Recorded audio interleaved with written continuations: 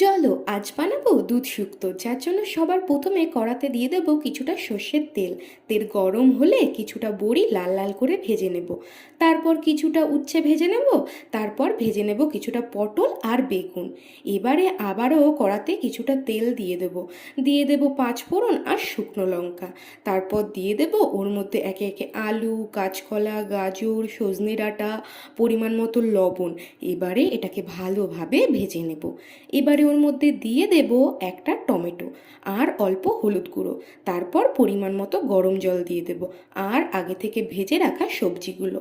এবারে এটা একটু ফুটে উঠলে দিয়ে দেব ভেজে রাখা বড়ি, বেটে রাখা সর্ষে, কাঁচা লঙ্কা।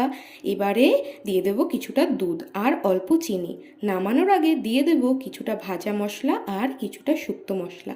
তো রেডি হয়ে গেল আমাদের দুধ শুক্তো। ভিডিওটি ভালো লাগলে প্লিজ একটা লাইক করে দিও। নেক্সট কী রেসিপি দেখতে চাও?